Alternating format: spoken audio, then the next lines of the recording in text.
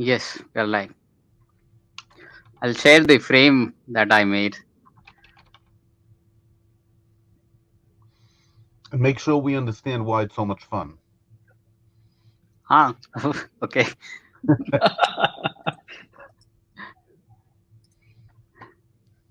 Yeah, I'm calling my Tumblr "Pass the Butter."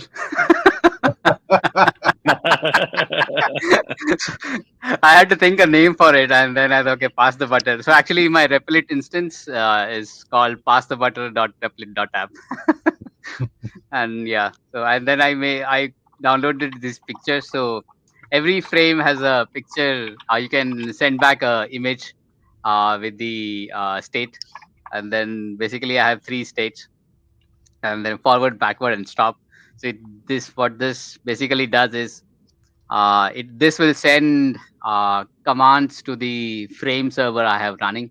It can either be my own Replit instance, but that was not working because I don't have the HTTPS set up on my Arduino.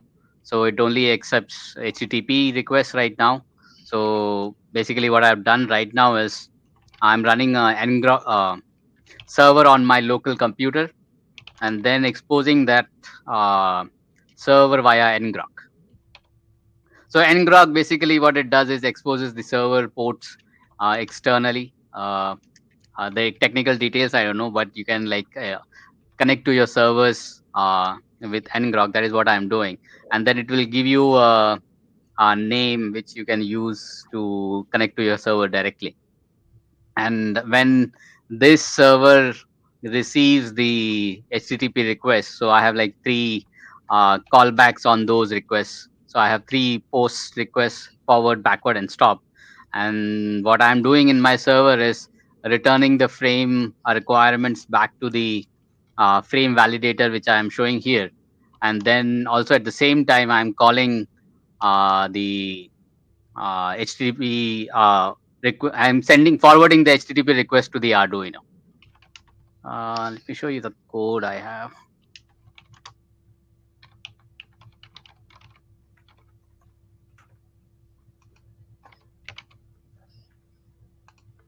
So I've done all the server part in Python with the backend written in Fast API. So Fast API, you could say, is an evolution of the Flask uh, framework, web framework in Python. But it has some extra features like data validation. And so I like Fast API more. So I've done everything with that. So basically, I have uh, four functions which are returning some HTML code back with meta tags, with the Open Graph meta tags. And yeah, so this is the server development server I was using, but right now I have changed it to the current server which I am running now. So these are the servers which these are the buttons, and these are the tags which the buttons respond to.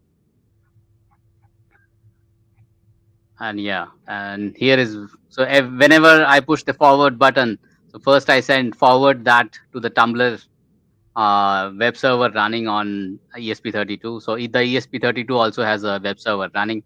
So first I forward that and then return the HTML content to the frame validator or the frame forecaster frames. We're still looking at the frame validator, right? We should be able Okay. I'm sharing the. Let me share it again.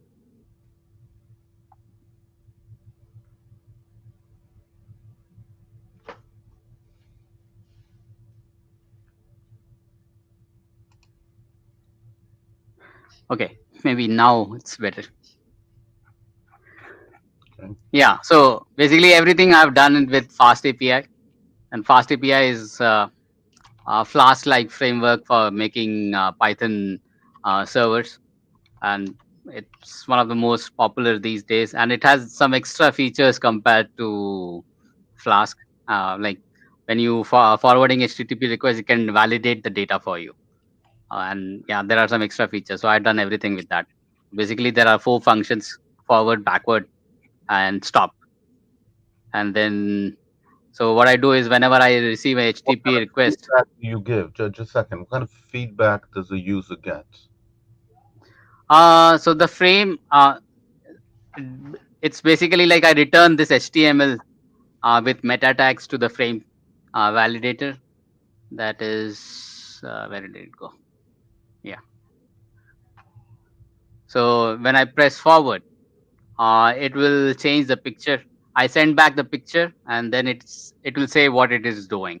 And when I press back after I have forwarded the request to the Tumblr ESP32S3, it will send a it will get a picture saying that it's moving back. So let me show you the demo itself. Maybe So that's better. I don't have an So I don't have an actual camera, right? Uh, Just no, show no, it. no, no, no. Not yet. No, Yeah. I understand because I was thinking, there's only 3 buttons here. So what can you do? And then I realized that if the environment is complex enough, when you move around, you can do interesting stuff. And I don't know, Anuraj morphed into a tumbler. Yeah, that is intentional.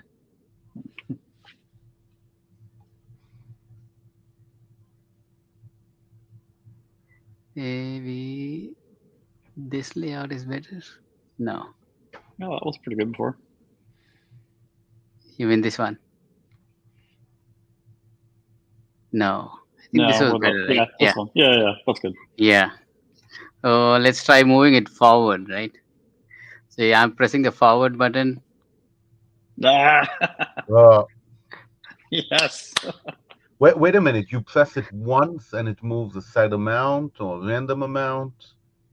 No. Oh. So what my ESP32 server is, it keeps waiting for HTTP requests, and then when I receive, let's say, a forward request, HTTP request, I'll put the PWM in a state where it will keep on moving forward. Oh, okay. So yeah, there is no feedback other than your own eyes. Yeah, but I'm not in your room. If I connect now to your frame, Yeah. I have no feedback at all. No, but you can see the camera, right? No, that's when your camera's on it. I'm saying, but if I were to connect at night when your camera was off, Yeah. So that way, right now there is no feedback. Yes, but I think for a rover, if it's moving slow enough and there is enough automation, you could send responses back to the frame itself. exactly one of the questions we once talked about, and here we can, be practical. What is the minimum amount of feedback we need to get in quality, in delay, in modality? Do I need to know if it banged into something, if it fell over? Do I need to know if it's doing the command? Do I need to know if it's going, straight or if it's turning a bit? But what's the Uh, minimum feedback that we need here to make it, or you could just send an obstacle screen. So let's say if it bumps into something, you could send obstacle feedback to the frame itself, because I think frames are bidirectional, right? So once you are given some command, uh, okay. So Tumblr could send back, okay, I faced an obstacle, give me some other command. So that could be the minimum.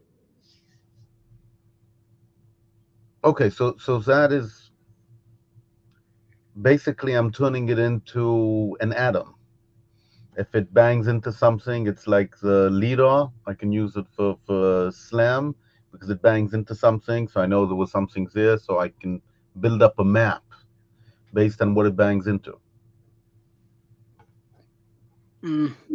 How do Yeah, I but make if you have more sophisticated, let's say you already have a camera, so you could send the no, picture back.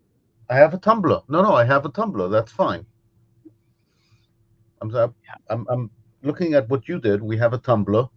Right Yeah. now, the feedback you give is the server got the command and carried it out. I could give feedback. We banged into something, right? Yeah. So I could be operating the tumbler by remote, and it said I banged into something after, I don't know, 5 seconds, because it's not enough to know that you banged. I don't know how long you moved. So I banged. Can you update the frame asynchronously? Like, I thought it was more of a request response type thing. Like, you hit the forward button, you get an updated image, but you don't get to like push another image later. That I didn't. You'd have check. to have like a request button, like check where you are, check where you are. Yeah. That I didn't check because I was basically following all the tutorials. So it's a hack of 5-6 different tutorials stuck together. Okay. Yeah, I actually don't really remember that. It was 4 months ago or whatever that I last touched it. But I was thinking it was like maybe if you refresh the browser or something, it'll refresh the image. It's all based on like an image link, I think. No, like yeah, you could have some sort of button to get the current state. Maybe that is possible, right? Or I think I had to have because I think I had to add like a UUID to the image tag to make sure that it always refreshed it or something like that. Because otherwise, like the browser would cache the image, and so you would never see an update. How did that work?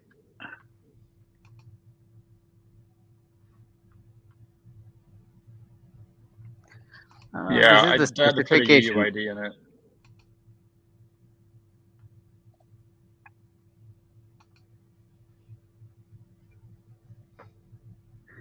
Yeah, it's a cached page.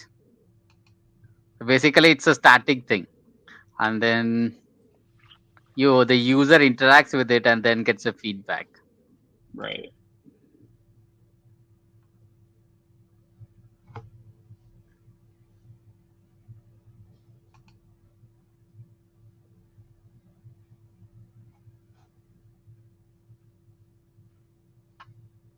I guess you could like change the buttons so that when it's moving, you don't have you only have like stop or like check. I can also allow you to move only up to 3 seconds, and earlier of banging into something in 3 seconds, I stop the tumbler and send back the feedback. So you'd have to make the like button press hang for like 3 seconds though. Yeah. That's the problem. The interaction model is just not too sophisticated.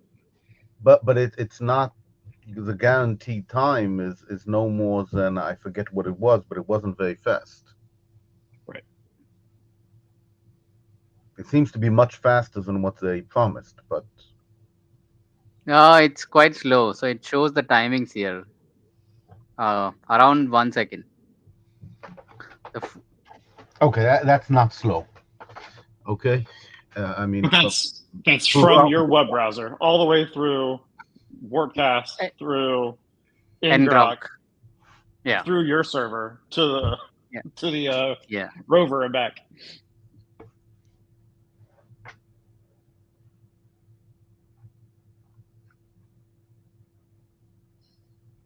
Yeah, it would be nice to have bidirectional updates of the frame. This is something called Open Graph, right? Isn't it a Facebook thing? Yeah.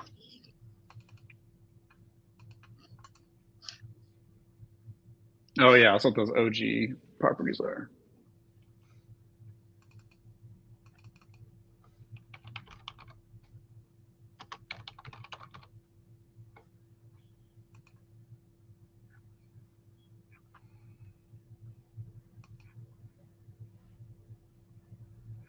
Yeah, you need like a tag that says refresh this thing every 1 second or something.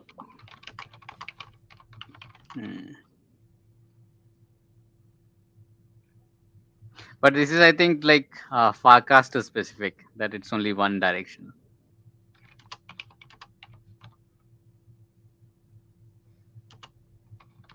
It would be rather difficult to have it go more than one direction, I think.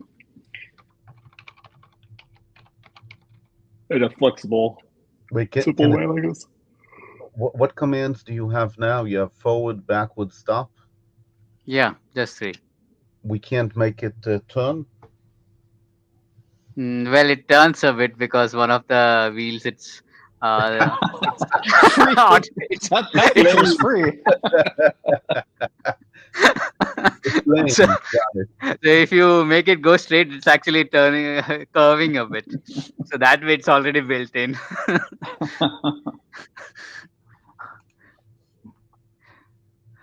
It's like But those cheap kids RC no, cars that only turn if you go in reverse. but frames only allow 4 buttons in one frame. In one frame, you can only have 4 buttons. But you can change the buttons, right? Yeah, so every click, you get a return from the frame server, and then you can change the button, the 4 of them. Yeah, so you could do like forward, back, right, left, and then while it's going forward, your buttons are stop or like refresh. Yeah, that could be done.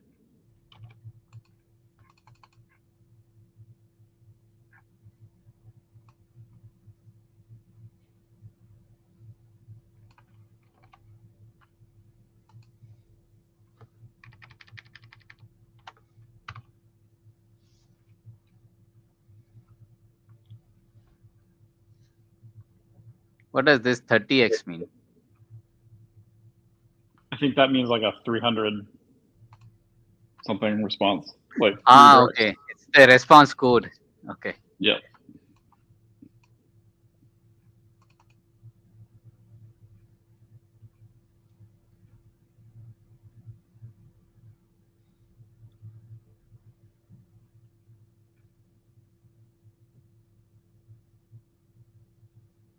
So, Ved, if you could put one sensor on the tumbler, what would it be? No, but then the frame server can respond, right? So basically, what I right now have is uh, from the frame, I send a request to the frame server, and so basically, when it receives a request, it could get the data back. Yeah. So that could be done. But just once. So that, yeah, yes.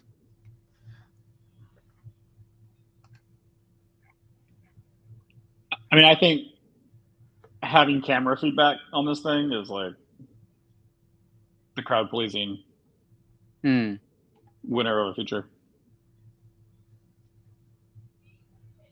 As far as sensors go. The Tumblr has a camera, yeah? No? No. It's actually, like, I should start the design for the 3.3 volts, so make everything 3.3 volts, and then basically we could also have the encoder. So right now the encoders don't work because so the chip I chose, it's basically made for on-chip voltage translation, and the length of the wire should not be very high because they get easily capacitively loaded, and then the timings change a lot, and then it wouldn't pull high or wouldn't pull low. And then what was happening was, since the encoders are trigger the interrupt on the ESP32, so it would always remain in the interrupt loop, and the main thread has a watchdog timer attached to it. So then that watchdog timer would starve, and then there is a exception attached to it, and then it would basically crash. So I was seeing that problem only with the encoders enabled, and then I was digging through it. So other people are also were facing some sort of voltage problems with that chip. So I am assuming it is the cause of that. that it's not pulling high completely and pulling low completely. And there is a lot of noise because now there is a plug-in board and then it goes via those chip like connectors and then to the encoder and then back. So there is a lot of noise and then the chips are not made for that. So it's So that means basically, balancing is probably a no-go. yeah. So self-balancing with this plugin will not do, but if I design a board on which everything is 3.3 volts, then it will work. Or actually, wait, does it use the encoders for? What does it use the encoders for? To know how much it rotated, right? So if you are balancing, you have to know if you're going forward or backward. Don't you And just have to know then, whether you're balanced or not? Like, isn't it all IMU? but you have to calculate. I think it does calculate which side it is going, because you have to know which side you are going at least, and the direction for that direction you at least need to know the encoder values.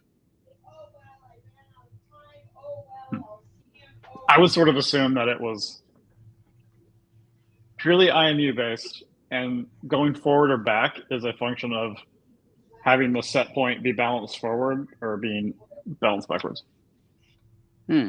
That I'll have to check, but because the first lesson itself was encoder setup, and then the ESP32 was crashing there itself, so I just disabled it. So they are using it for something, it seems. Right.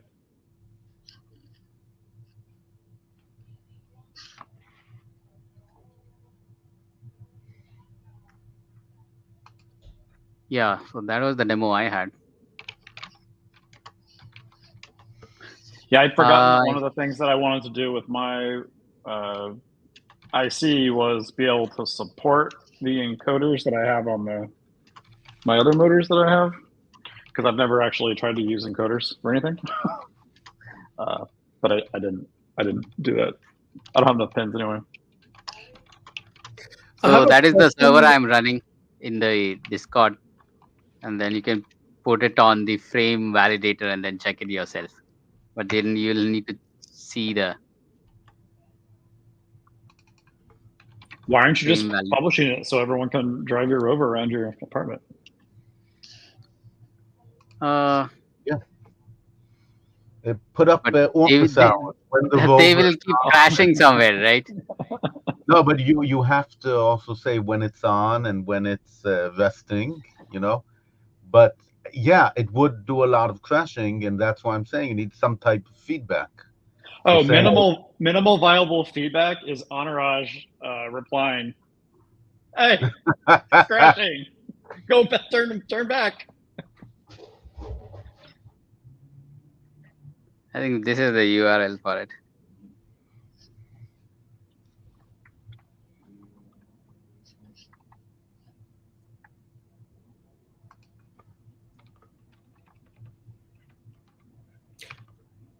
So I guess the frame could have like a off state, so that when you are not physically present to monitor it, nobody can control the rover. But when you flip a switch, it's available to control, right? Yeah, basically there could be a state of checker. So I could, like, the initial frame would be like, is the rover on or not? Yep. And then after that you could drive it and then get a feedback of if it has like an obstacle in front of it or not. Yep. That could already be a feasible thing to do. Wait, maybe I missed this and you already covered it, but you're feeding back photos in the frame as well, right? It's not just so the basically the open graph meta tags, you can return an image. It's not needed, but you can do it if you want to. Yeah, because that'll at least and I was in another tab maybe when you showed this, but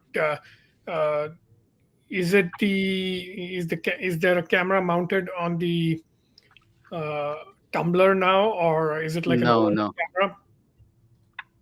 Yeah, it's an overhead. So what you're seeing is like overhead camera. You can use the link I posted and then try to control it. Oh, okay.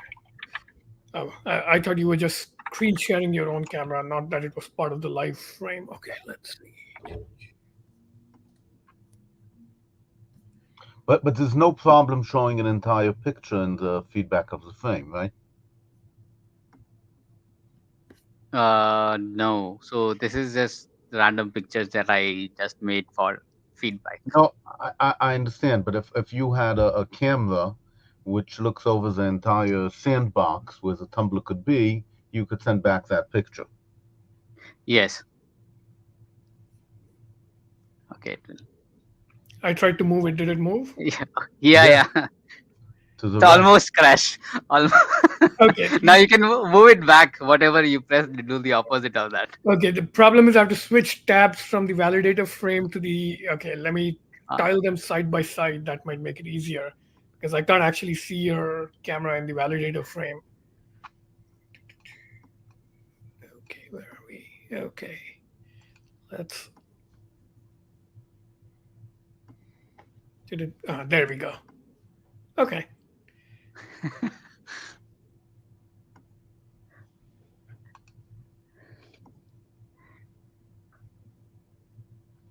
Yay. All right. So just add a turning command and this will be yeah.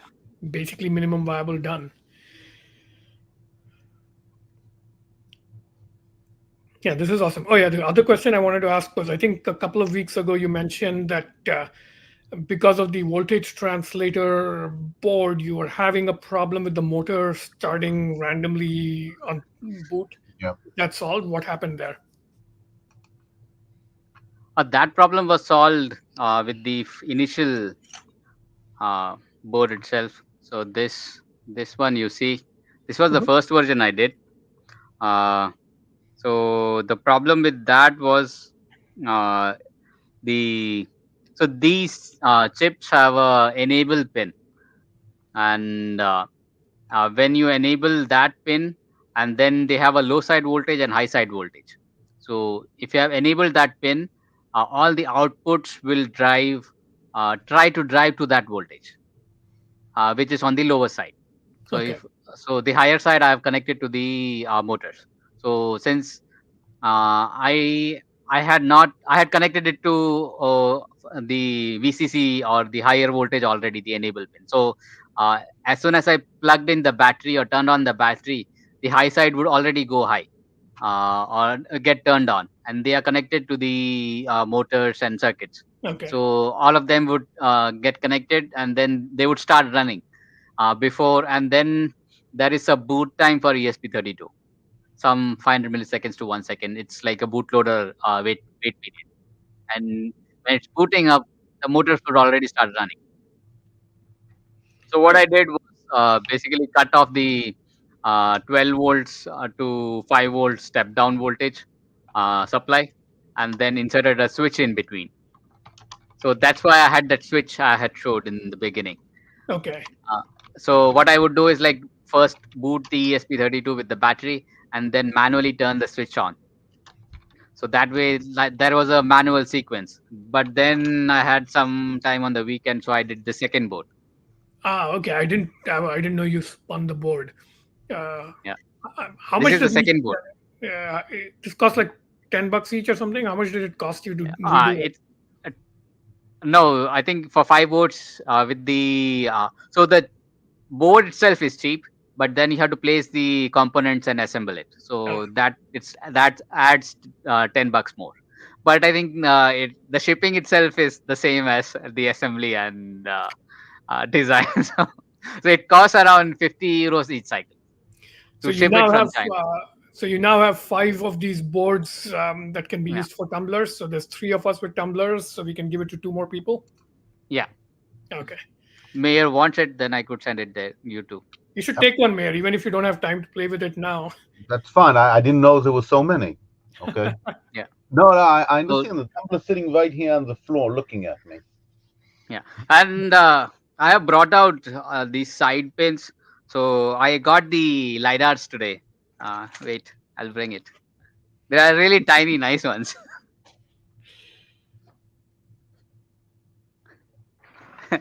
This one's really nice.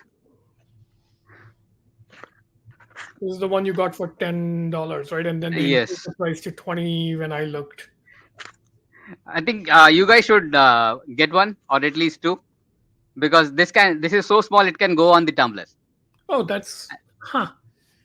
It's bigger than I thought, but yeah, definitely smaller than any LiDAR I've seen in real life. So this can easily go on top of tumbler. And then I have brought out the UART pins needed for this on the side. Oh, So basically, we can have a LiDAR scanner tumbler right now. how quickly does the data? How much data does it generate, and can the tumbler handle it? Easily. I think it should be not Because be a what's problem. interesting is the tumbler is always shaking, so the picture you get is always waving. I think that can be corrected, and since it's I don't know horizontal, if it's bad. it shouldn't be that big of a problem. And it should be easily, so you don't have to read every time, right? So once it's spinning like 10 hertz or something. So 10 hertz into, let's say, it has what? Maybe let's say every angle, so 360 points, 360 into XY. So what, 720 points into 10. So it's like every second you get 7,200 points. And you don't have to read that much. You can read at 1 hertz if you want to. It's not a problem for ESP32, and it's running at, you can run ESP32 at 240 megahertz. So that's quite a lot. And you got 2 for $20?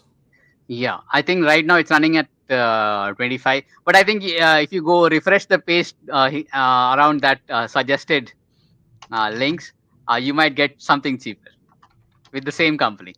I don't know what's the algorithm there, but I've seen that sometimes you get a $5 cheaper when you are scrolling around. But it's really nice. I was not expecting it to be so small. Okay, now it's at 1899 pounds. So I guess that's $25.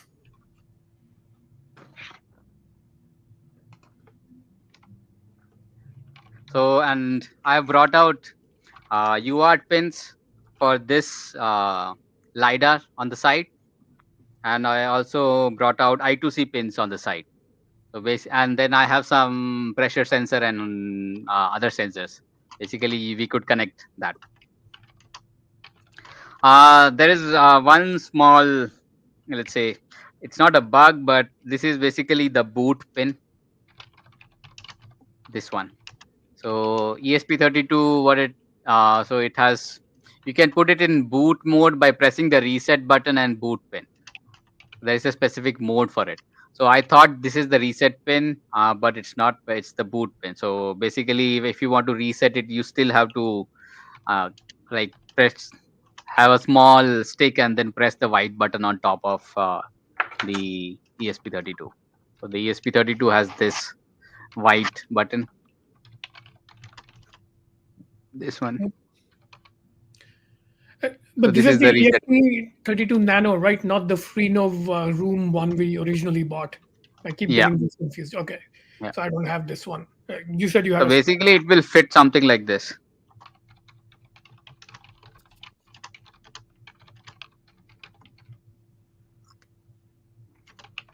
It will look like this.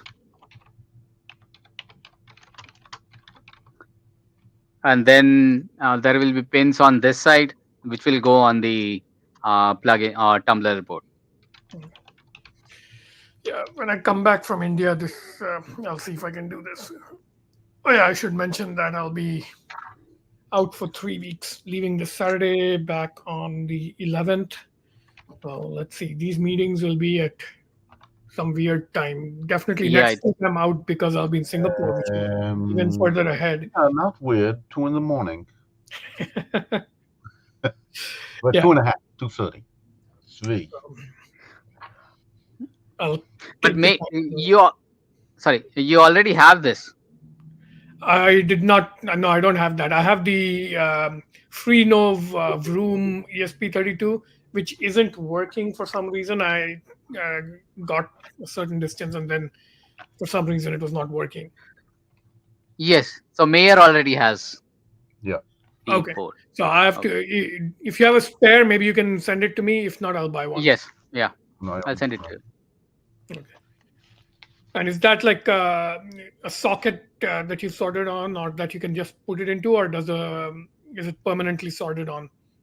No, I have a female version of the pins, Okay. pin headers, and then this male version plugs into it. Okay, so you can take it out, is what I'm asking. Yeah. Yeah. Okay.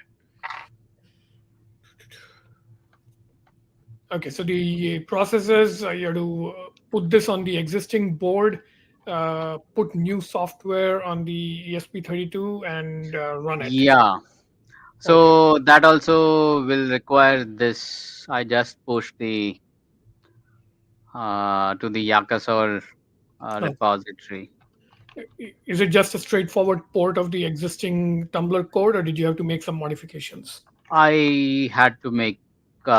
If you want to use Platform I, you will need this project. Okay, yeah. This seems fairly involved, but if I can make it through it, once you send me the stuff, I will give myself a badge of some sort.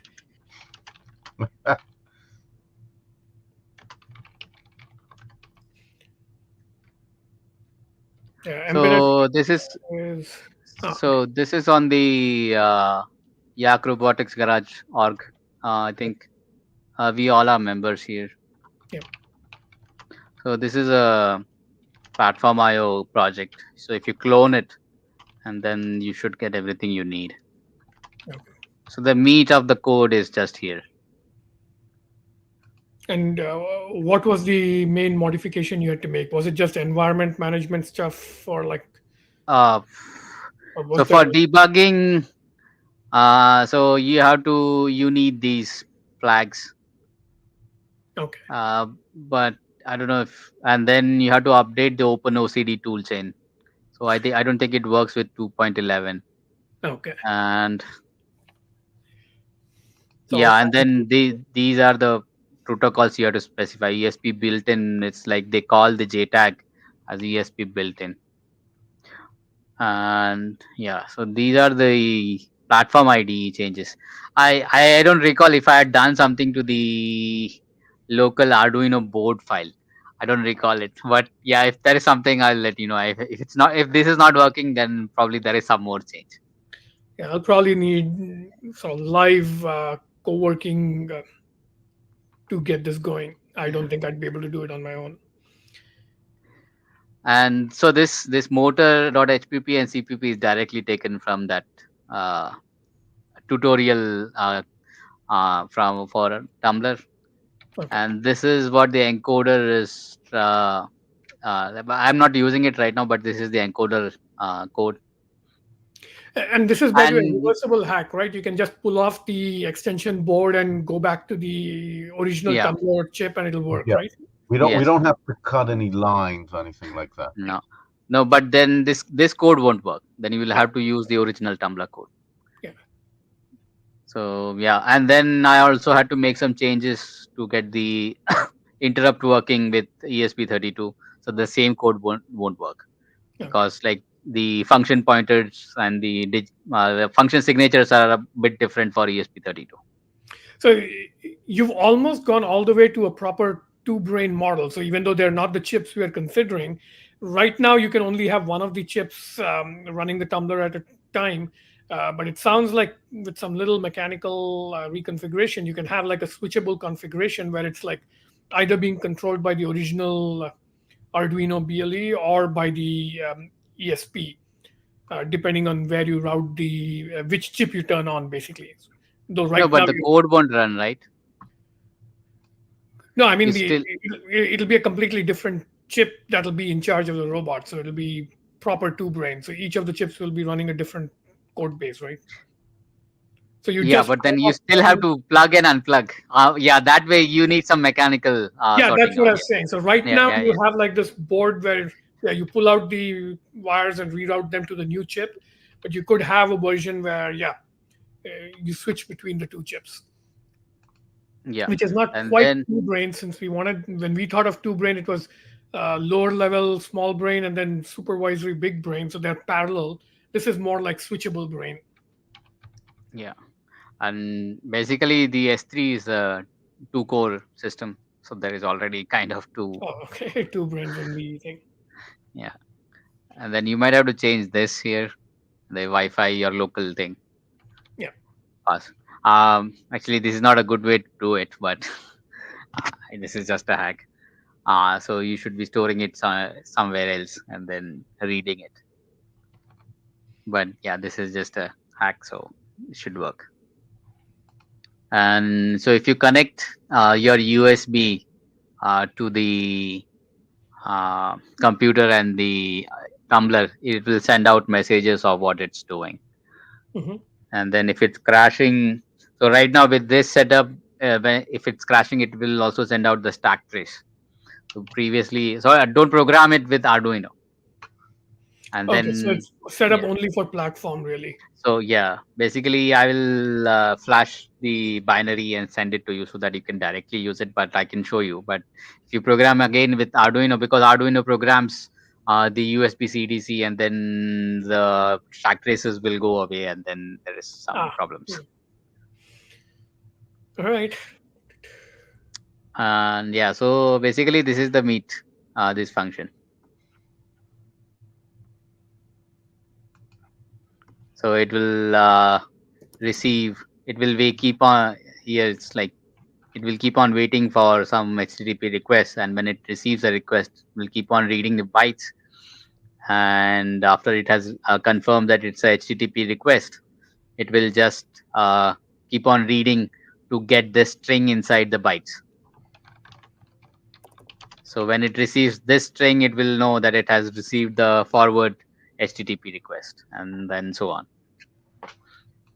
So like if you are running it locally, and then then you get the frame server from here. And where is it?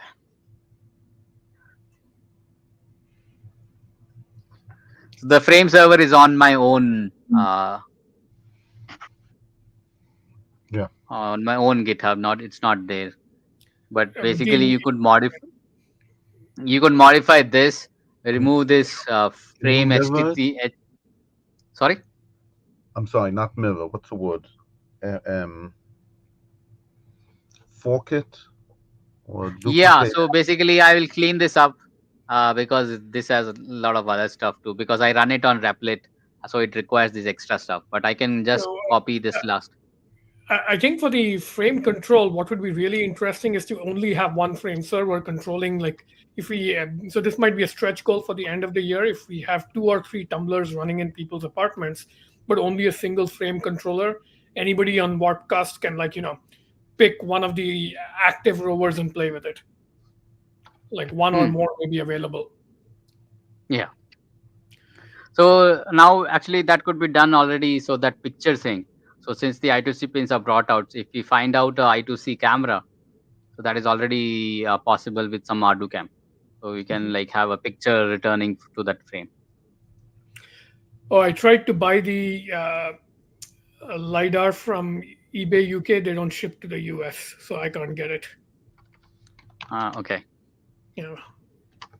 Did you post the link in the comments? Link to what? To where you can buy that LiDAR. Yeah, it was. I'll post it, but yeah, it was. No, but it's shipping from Ireland, and I think at least my shipping first went to California, and then it came to you. Yeah, I don't know why. It's not available in the US eBay site. Only the link you posted in Discord was UK, and when I try to buy from there, it says this seller does not ship to your address. But I'll just bump that again. So this tumbler can also be controlled without the frame at all. So what you have to do is just comment this frame. So this is the frame part, this HTML return. So you have to comment out the HTML return parts, and then uncomment this. So this is what sends, and then instead of this tumbler, you have to put, whenever your ESP connects to the your local, it will get an IP, and then you replace this tumbler with the IP, and then you can have forward, backward, right, and left, because the tumbler accepts right and left commands. And then what you can do is Where is it?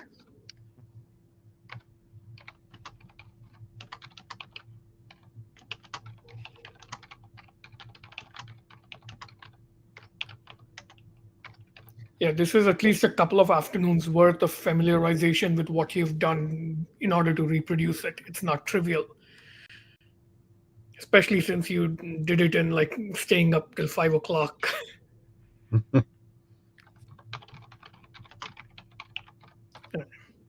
I have to drop off pretty soon. A minute left in the hour. Yeah. But yeah, this is like I think the most progress this group has made in like a year. So yeah, awesome.